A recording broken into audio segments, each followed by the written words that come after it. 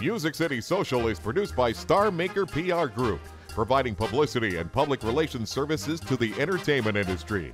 Learn more at starmakerpr.com.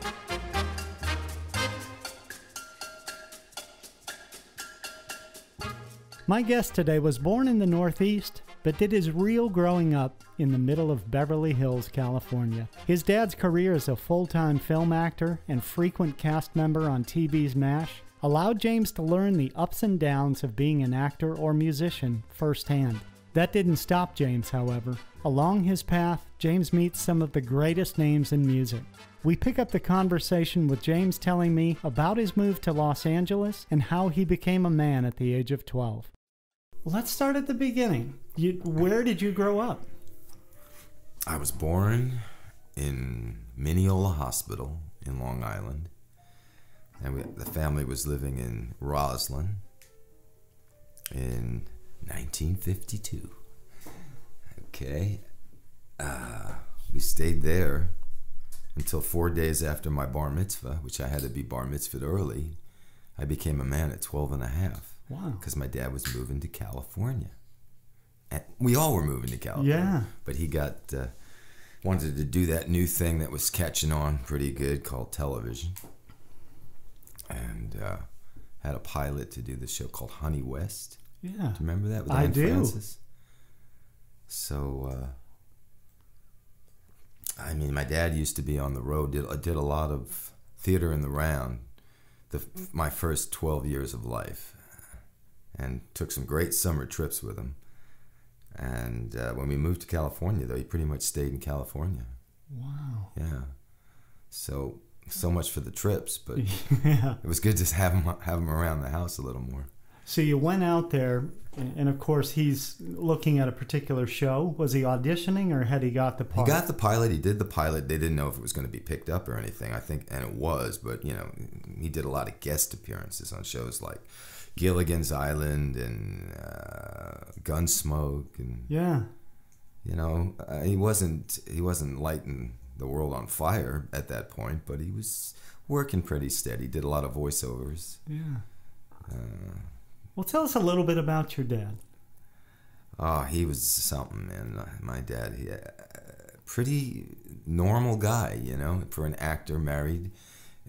They stayed married his whole life, you know, his whole adult life, and to my mom. He liked to get good deals. He loved to bargain hunt. He used to go to places in LA like the Bargain Circus, where he could get dented cans of tuna fish for 19 cents each. He'd come home and go, "Look, what a great deal." And my mom would go, "Yeah, great, Johnny, great. They're dented, you know, it could have poison in them." "Oh, but look, 19 cents. Really? He liked to fix things around the house, make little things, because, you know, there are a lot of times being an actor where you had a lot of off time, and you really can't, like a musician, you can't sit down and practice your guitar. You can't really go run lines, you know, randomly. You got to have some kind of a goal in mind. So he spent a lot of times, I remember, in the kitchen, playing gin rummy with my Uncle Ellis, waiting for the phone to ring from his agent after an audition. Wow. And it affected me very deeply, because most of the time when he got the call, like in any other business, how many jobs, you're not going to get every job. Right. But when he'd answer the phone, "Hello," and then I'd hear silence, and then I'd see his expression darken, and he didn't get the job. I knew it, and then I got, "Man, like, what do you mean he didn't get? How could they not hire my dad?" Yeah. And it just, Superman. I think I built up a real fear of rejection because of that. Wow. I'm afraid to really put myself out there sometimes because of that. I have to fight that. Because down deep, it was just so painful to see him go through that. Yeah. Some really dark, really lean time.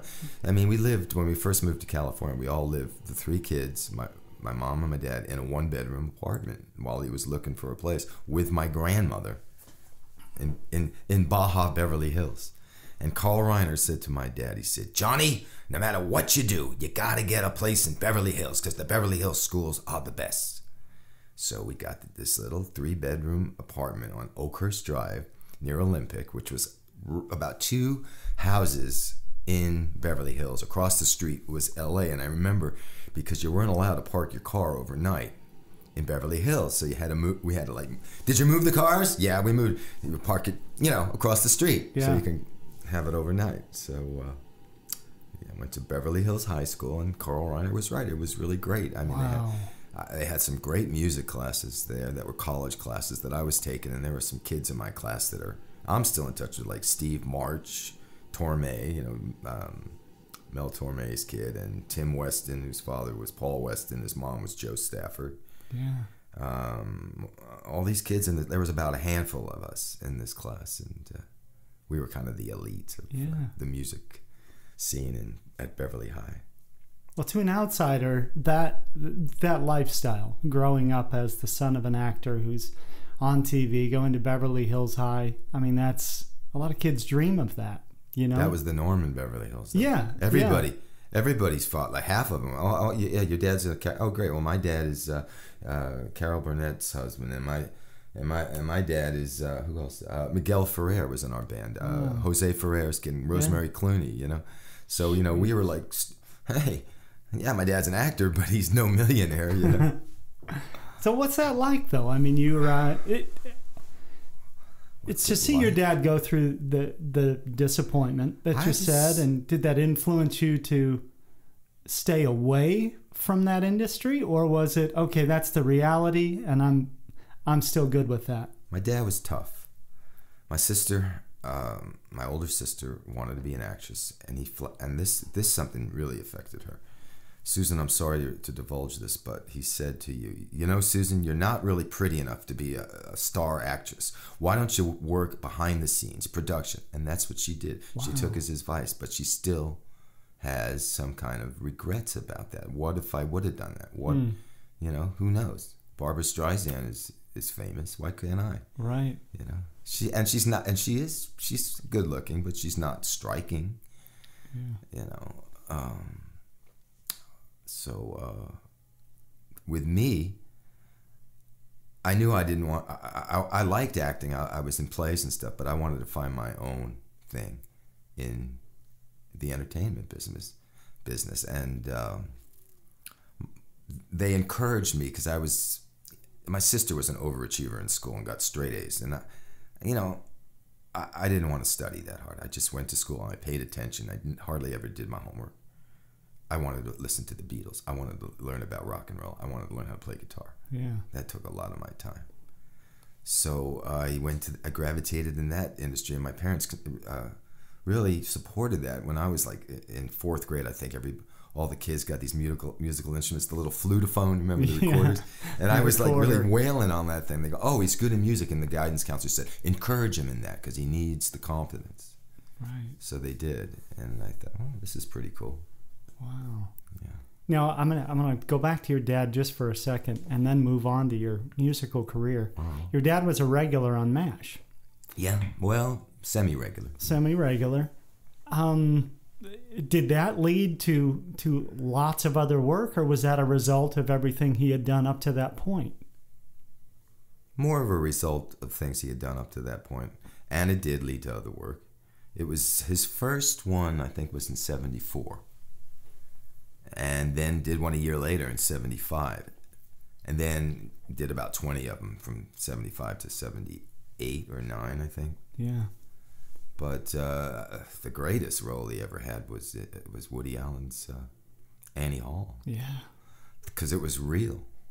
Very. Well, yeah. I mean, he played the comedian that Woody Allen was trying to write material for, and my dad was saying, can you write me something like this, kids? Something with class, Jeanne d'Arc, the lights out in the bathroom. And Woody Allen's got, if I have to keep this smile on my face frozen for one more second, I think I'm going to throw up. But he did write for my dad that in 1958. I actually am in possession of some of the Woody Allen skits that he calls the Lost Tamament scripts. Wow. He has one from that called Opening Night, which I have, but I have about 5 or 6 more, and one that was actually written for me. He calls Jimmy. Jimmy was a 5-year-old kid and did this, and he has some of the skits showed up in later movies, like Take the Money and Roni. I have that one where the hold up, that one. I don't. Where two old friends meet on the street. Well, actually, a guy is robbing this guy on the street. He's mugging him, and and the guy that's getting mugged recognizes the robber as somebody he went to high school with, and they start talking. He goes, "Oh, wait a second, put your hands up, because there still is a stick-up." Yeah. And after it's all said and done, after he takes his money, he goes, "Oh, by the way, well, I'm a policeman and I have to arrest you." You know, so that ended up in take the money and run. You obviously met Woody Allen when I was very young. Yeah. I don't remember it, but I guess somewhere in 56 or 57, I must have been 5 or 4. We all were up in Tamiment, which is on Scroon Lake in Pennsylvania, Scroon. And he rented a rowboat and went out with my sister and me, my sister Susan and myself, on Scroon Lake, and it sprung a leak, and we had to be rescued by the Coast Guard. Oh my gosh. His wife, Harleen. Now, not too many people know about Harleen. Yeah, that was his first wife. Now, when you moved to California and your dad's getting these different parts, were you one of the guys that ran around the studio lots and kind of, checked out the behind the scenes? Yeah, I invited me down once in a while. I guess he didn't want to like come off as like, here are my kids and this, and you better like them or else I'm not doing the show or something. Right. He had to protect his business because he didn't want us like tripping over or anything. But he took me down, and I would wander around. Mostly, I was interested in the female co-stars. So, yeah, that was great. All dressing up and looking nice. You mentioned living pretty modestly when you first got there to LA. Yeah. Did your dad ever hit a stride where you guys were, living more of the Hollywood lifestyle? Did you ever have money? Not that I ever saw. No, not really. I mean, and he never even bought a house. He always rented. Wow. Yeah. All the 3 kids have their own homes now, because it was like, I'm not going to be like my mom and dad. We're going to buy some. We're going to, because, that's the old Jewish adage. You got to have land. Yeah. Remember Duty Kravitz, that movie? Yeah. Land. He has a square foot of land. Look, I've got my land. No, but they did rent later on. He had a series, finally. Never had his own series, except for MASH, which was semi-series, but that show, Madam's Place, with Waylon Flowers and Madam. Yeah. They had a show, Madam's Place, and he played Pinkerton, the butler, which was every week. He finally got a series, and that was a little bit of security for him. That was nice, because they lived up in Studio City Hills, and I had a guest house which I stayed in from time to time, in between apartments. That I counted once that I lived in 33 different apartments in Los Angeles. Oh my goodness. Yes. I didn't stay for very long. And in between each one of those 33, I would go back to Oakhurst Drive or to Studio City. That was Canton Drive. Wow. And it was getting kind of, distressing that I kept having to regroup like that. Did your dad ever have to do work outside of TV or film, or was that his career? Once or twice, I think he did. And I remember once was trying to sell insurance, which I have done. And it's a tough gig. It's not fun. No. Talk about rejection. Yeah. Yeah. But I always used to book my appointments near a golf course. So if I didn't make the sale, I could always, that's okay. I'll just go play 18 holes. So it shouldn't be a total loss. All right. Your musical career. When would you say that really started? And what happened that you said, okay, yeah, I'm a musician. This is what I'm doing. And when was that? 71 probably. I was going to LACC after transferring from Valley State, which is now San Fernando Valley State College.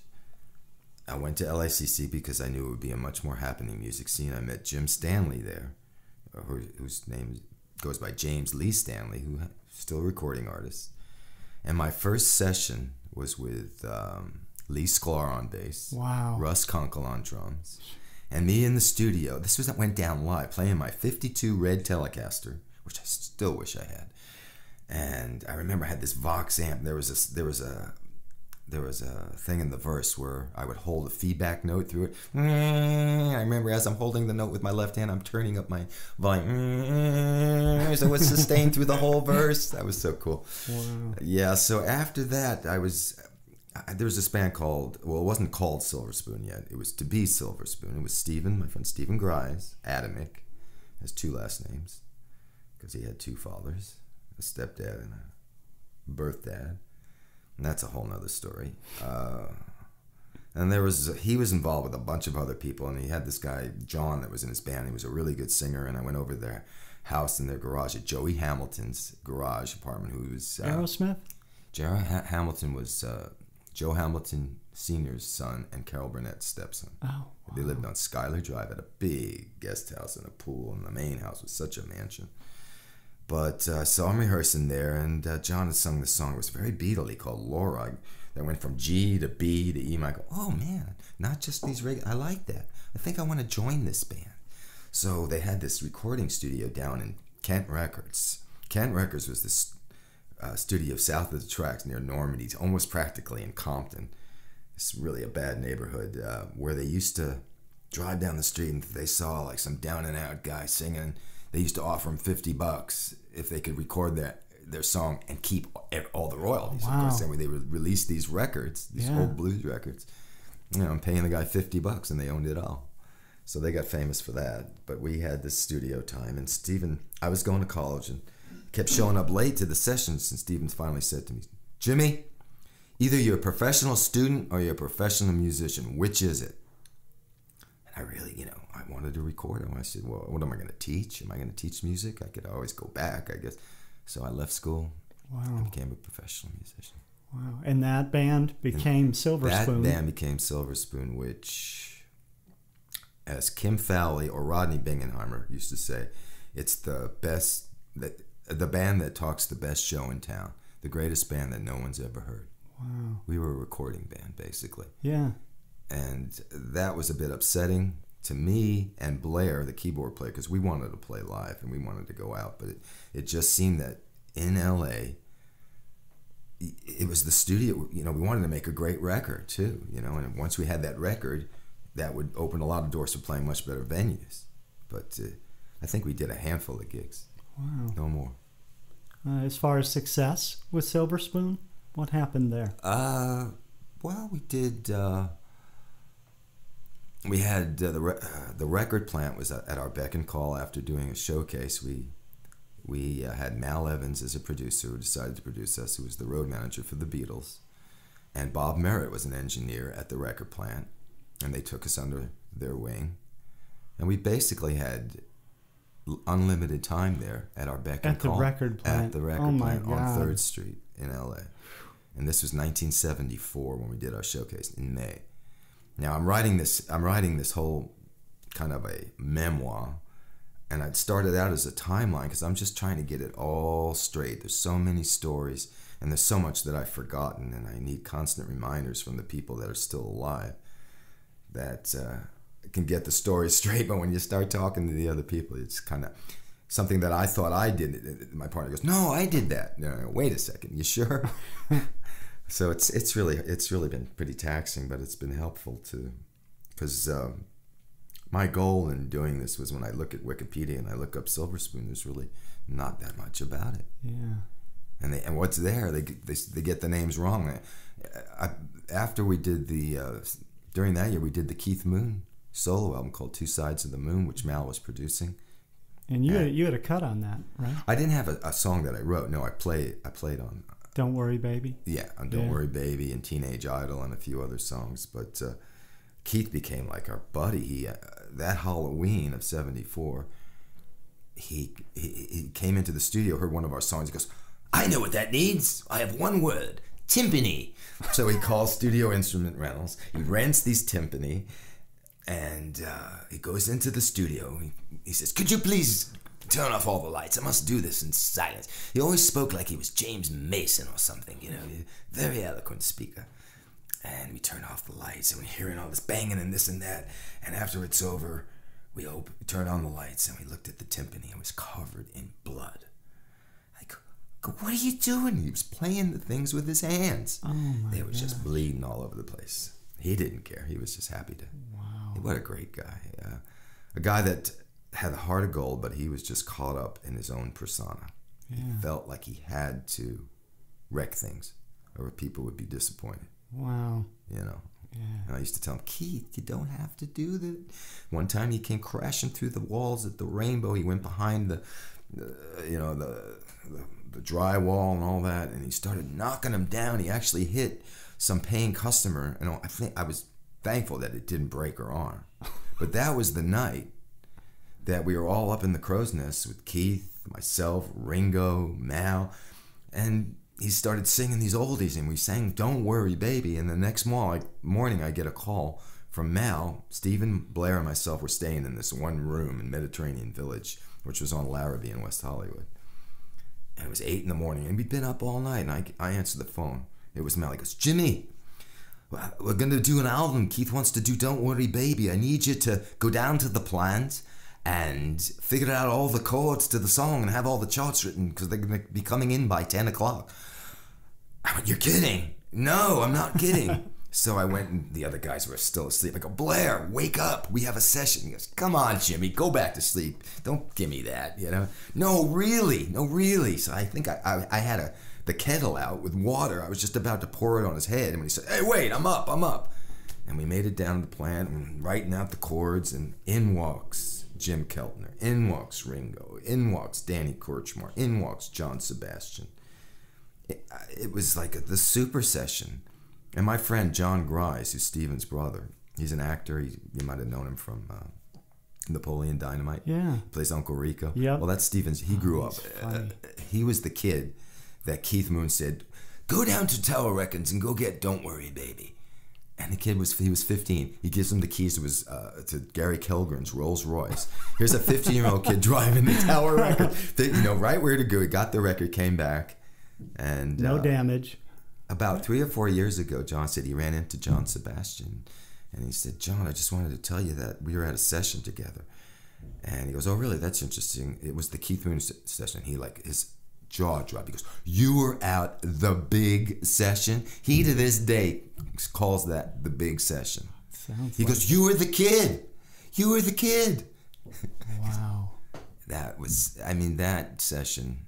And I found out later, because I was playing bass on it. I'm not really a bass player. I can play bass, but I got Ringo playing drums, Jim Keltner playing drums. I think even Miguel was playing drums at that time. I'm playing bass, and in the studios, they tell me that John Lennon was there, watching me. Now, I had met him 3 times that week. I thought just 2, but 3 in 1 week. How cool is that? That's amazing. So what happened there with John Lennon? You became friends with him. Well, right? this was his drunk period. It was very difficult for him. But when he was working, he was working. He was doing the Pussycats album with Harry Nilsson at the time. And the first time I met him, Stephen said, hey, Jimmy, John Lennon's upstairs at the Rainbow. And I was downstairs, and I told him all about you, Jimmy, and he wants to meet you. I went, really? I was on a date with some girl, and it really wasn't going well. And I said, tell you what, Stephen, could you go back up and tell him to wait a few minutes? Please don't leave, because I got to go take this girl home. I want to savor this for myself. And I risked driving her home. It was only like 5 blocks, but I sped down. Okay, bye. Went back to the Rainbow. He was, thank God, still there. I went up there, and Stephen was like acting like a kid in a candy store, and he was doing these help antics, like doing pull-ups on the drains that were kind of looked like, this place looked like a ship up there, and there's like netting and wheels, and he was turning the wheel of the ship and doing pull-ups, trying to get John's attention. John was ignoring him, and then Stephen introduces me to John. First of all, Stephen says, is there anything I can get for you, John? He goes, yeah, you can buy my record. And he was kind of being like that, and I go, oh God, he's gonna really lay into me. What's he gonna say? Then Stephen goes, John, this is Jimmy, the kid I was talking about. And he gets up, stands up, shakes my hand, looks at me very sincerely, and he goes, it's really a pleasure to meet you. I went, wow. I go, I don't know whether to thank you or curse you, John, because if it wasn't for you, I would never have been in the music business. He goes, I think you do all right, kid.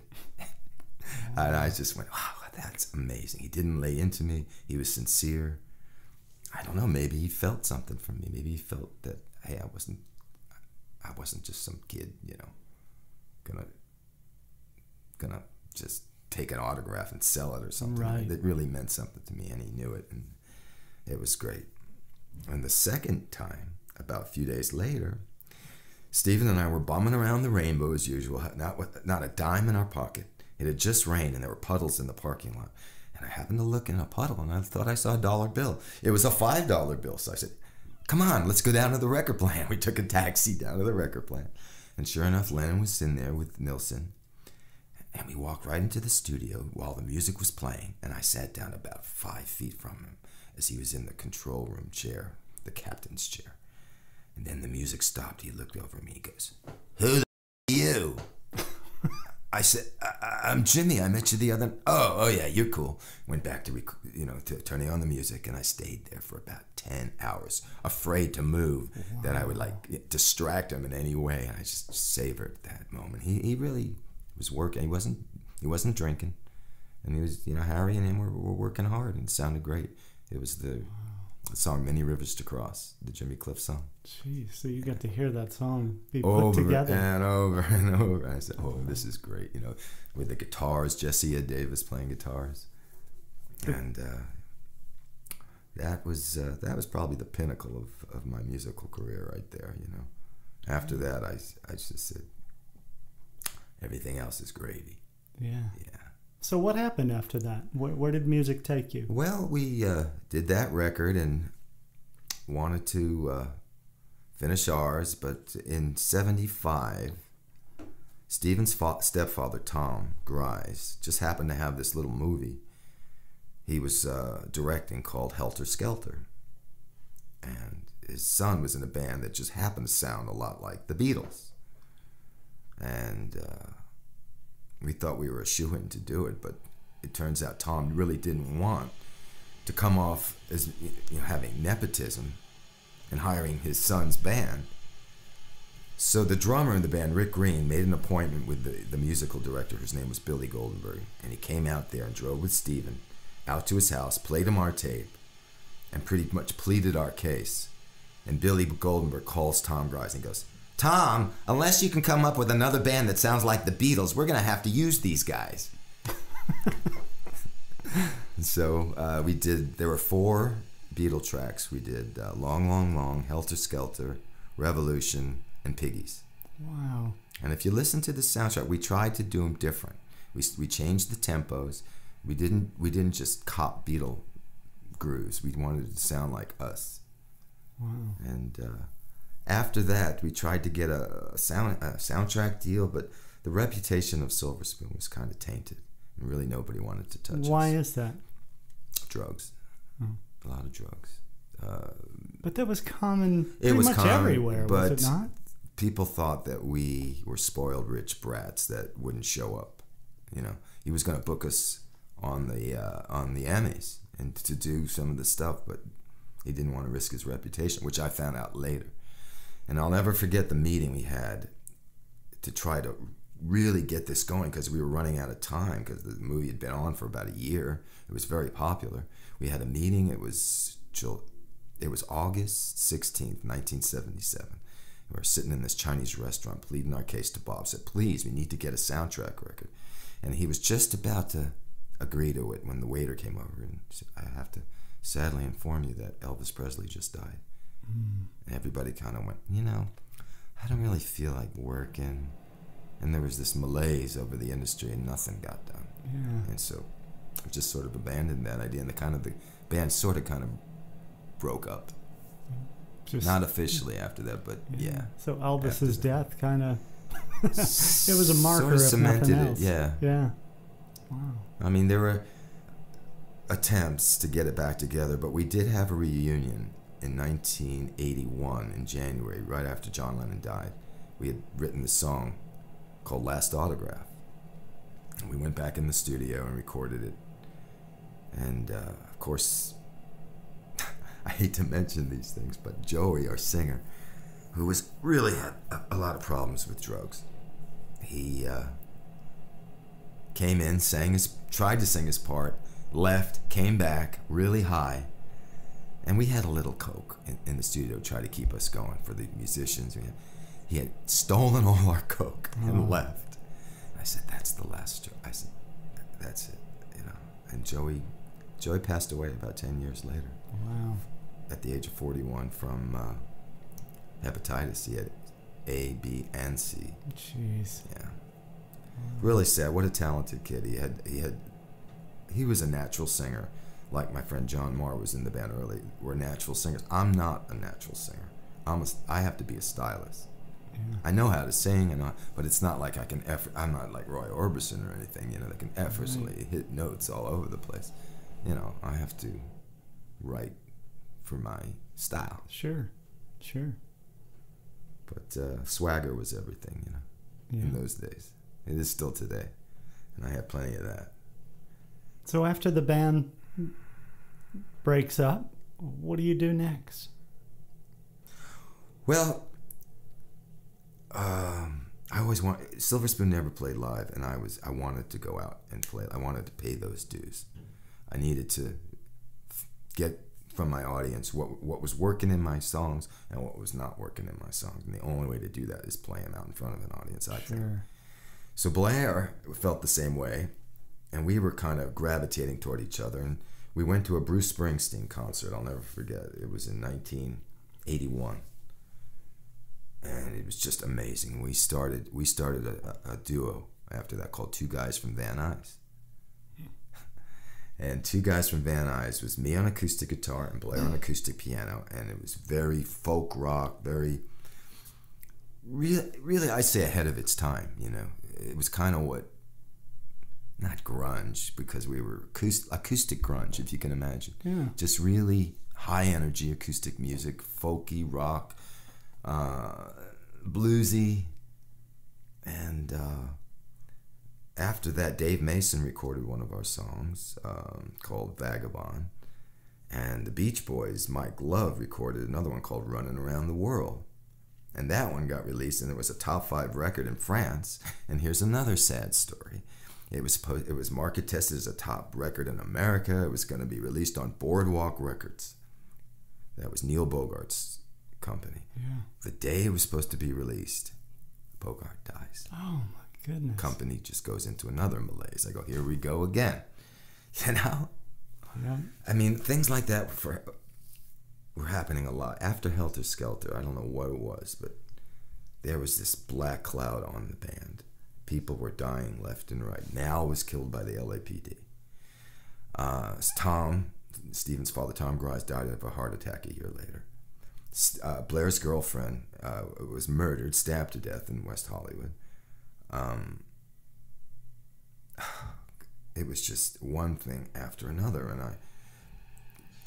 I wanted to just lay low. I wanted to just, and that's kind of why the Two Guys from Van Nuys kind of thing happened. It was bare bones, raw, taking it to the streets, music, and we did all right, I think, for a while, and after that, I think Blair decided that it wasn't really enough, the music, and he went and became a stockbroker and made a ton of money. And years later, got back into the music, saying, you know, I made a lot of money, but it's not really making me happy.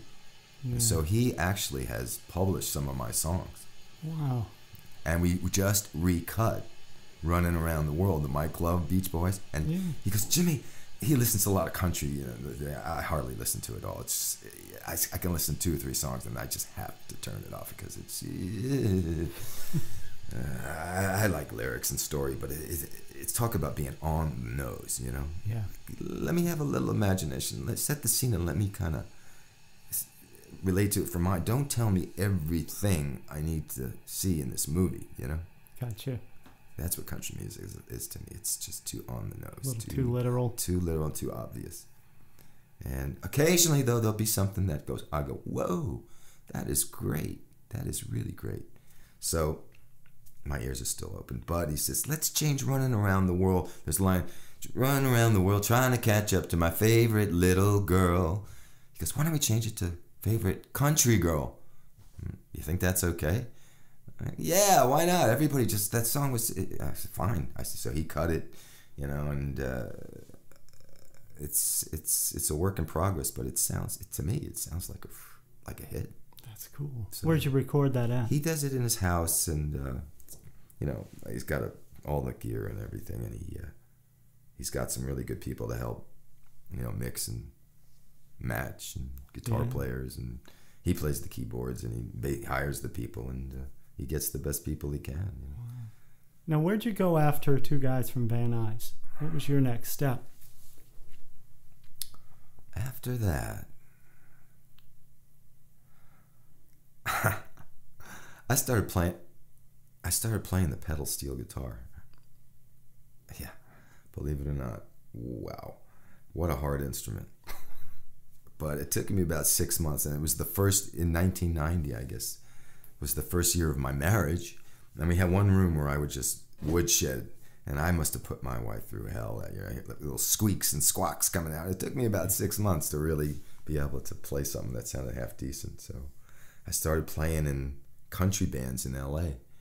You know, wow. There was this band called the Jeffrey James Band. I'll never forget. Each one of these guys were at least 6'6", and I'm about 5'8", and they all wore cowboy boots and hats. And I can't play steel guitar with cowboy boots. I have to wear flat shoes, almost like slippers. You know. Yeah. And these guys were all like a foot taller than me in my flat shoes. You know, I felt like this. What's this little Jewish midget doing playing country music? So really, after the '94 earthquake, I decided LA was enough. And my friend Chaz Sanford, you might have heard of him. He wrote songs like "Missing You," and he moved out here the year before. And it's funny because Chaz was in Silverspoon. He was one of the members. We kicked him out in '70. Well, Mal actually said, "You're not a spoon. You'll have to go." He kicked out Miguel and Chaz. Mm-hmm. Well, Chaz went to Europe in the '70s. He got it together. Ended up opening for the Eagles with Valerie Carter. Came back to LA, and he was like, he says, the best thing that ever happened to me was getting fired from Silverspoon. Glad I could be a help. Yeah. But we always stayed really good friends, and he always knows the right place to live, the right people. He's a real promoter, which I am not. So I would gravitate to him. Maybe it'll rub off on me. And no matter where he lived, like 4 or 5 different places in LA, I would always live right down the street because I knew he knew the right neighborhoods. Yep. You know? So he lived right across from the Hollywood Bowl. I lived right across from the Hollywood Bowl. He moved to Laurel Canyon. I lived in Laurel Canyon. He moved to Woodland Hills. I moved to Woodland Hills. Wow. You know? And it's not that I was like worshiping or anything. He just knew the good places. And why should I have to go through all that trouble when I already have a friend that did all the research? So you moved here in '94? Yeah, moved here in '94 after the earthquake. We still had our house in LA, and we put an offer on this farmhouse in Thompson Station, laughingly putting an offer on it, thinking, contingent that we would sell our house in Los Angeles, thinking that we're not going to sell our house in LA, or that the chimney was down, and we sold it in 6 weeks. I said, Donna, that's my wife, we're moving to Nashville, and the only person I knew was Chaz. Wow. No family. Her family is in Scotland. She's from Scotland, and mine were in LA. So I said, that's perfect. They're about halfway in between. At least nobody's going to be dropping in, you know, which I like. I like my space. You know. So yeah, you know, in the first few years in Nashville were a lot of fun here. I co-wrote a lot of songs with a lot of people, but I didn't find that were really working for me. You know, I thought my best songs are the ones that I wrote by myself. You know? That just sort of came out of me, and I felt it was kind of a corporate way to write. You know. Well, I got 11 o'clock meeting to write, and we got till 12, and you'd end up sitting there strumming a few chords, drinking some coffee, and trying to come up with something, but what do you think this? And sometimes, there's a guy I write with here who actually sings a lot of the work vocals. His name's Sean Patrick McGraw. He's doing pretty well. He's got a record on something on the country charts, but he's out touring all the time, and he's about 10 or 15 years younger than I am, but he still has sort of the energy to do that. But he sings our demos, and we've written a few songs together. I think we're pretty good.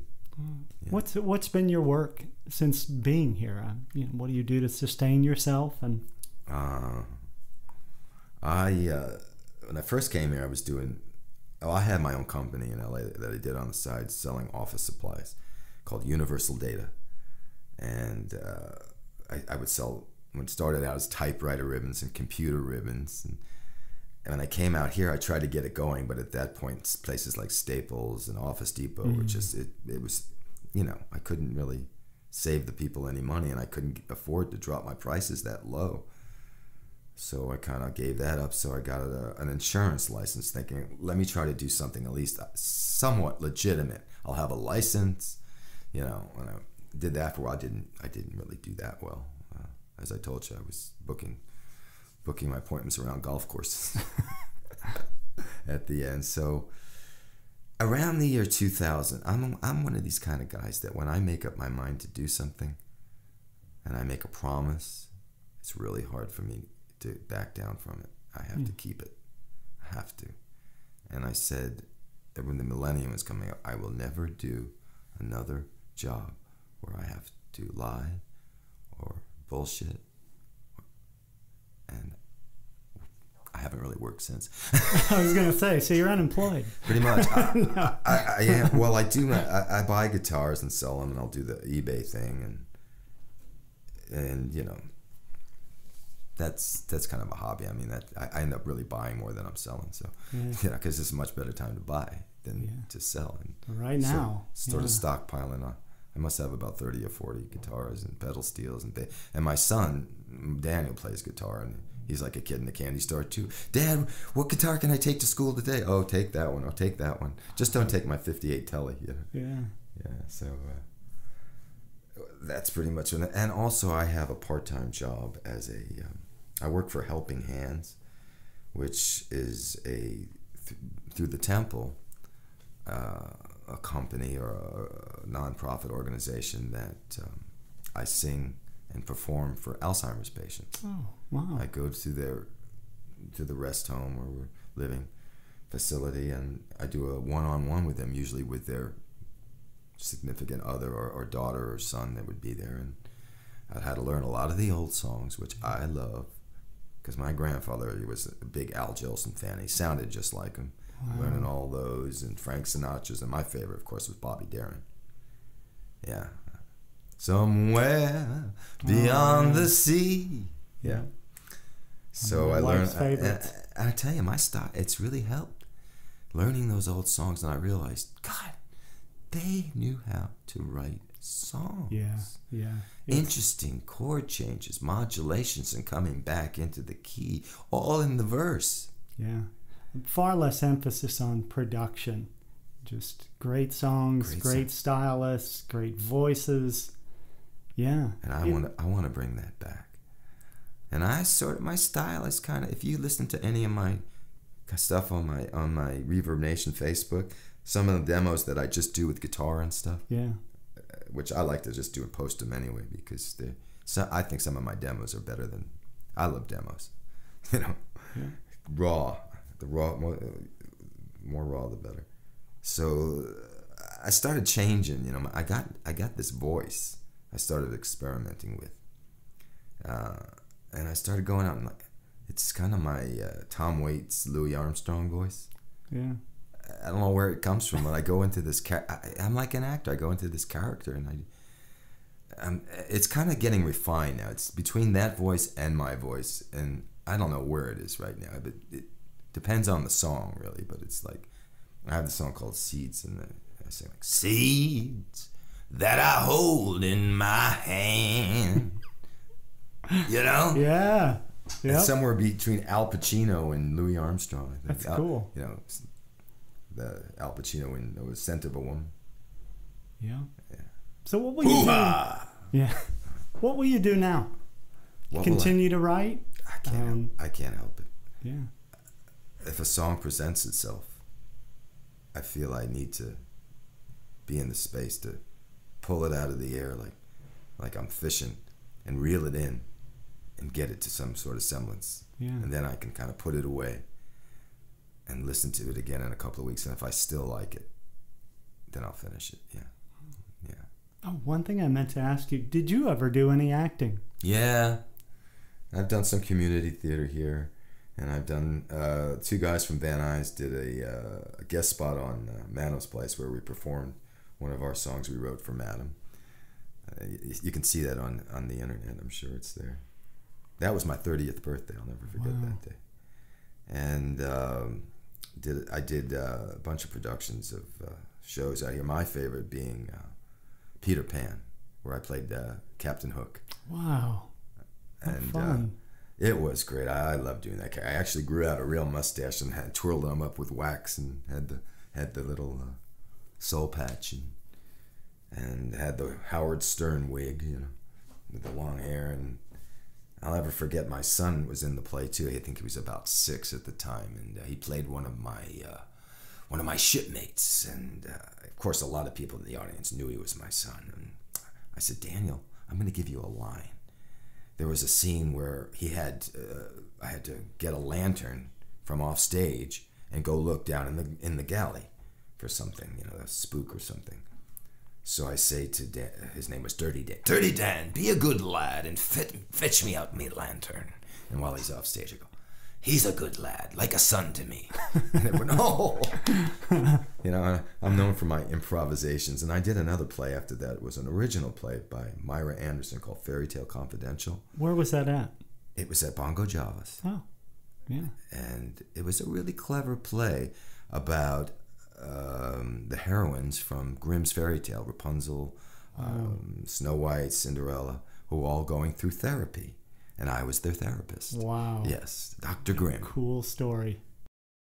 Thank God for people like Neil Young, who's trying to come up with, and I think he has come up with this device called Pono. Have you heard about it? No. That's going to give you studio quality sound. It's in a box. It's a device like an iPad or something. He says that MP3s that we're used to listening to really are a shadow of the music. It gives you about 5% of the data. Yeah. He will have this device that you can hear what it's really going to sound like. Plus, you can switch it to MP3 mode so you can tell the difference. Wow. A, B, it. And it's called Pono? Pono, yeah. I've not heard of that. He was on Letterman or Leno about a month ago, and he had one on it. He's been working on. He just had a book that came out called Waging Heavy Peace, where he talks about all these little projects. I would not think of him as a technical person. Well, he is. He was always working on guitar sounds. He was really interested in how to get the sounds, and he got involved with Lionel Trains, and he's part owner in Lionel Trains because he wanted to have the sounds of the railroad while you had in the controller. Yeah. He came up with something like that. He has the Link Volt, which is the heaviest car ever made, turned into a hybrid. And it's running. Wow. And he's got people behind it. Unfortunately for Neil, he gets these ideas, and he gets really excited about them, but he's like the only one that is willing to back it. So he's had to put out a lot of his own money. And he's not as rich as he should be, but he's got his ideas. And yeah, read that book. It's really interesting. I will. So movies, too many effects spoil it. I don't see much story. I liked, of course, what's that purple movie? The Color Purple? No, the one with the aliens, I can't think of it right now. Prometheus? No, the one James Cameron after Titanic, but he did that one.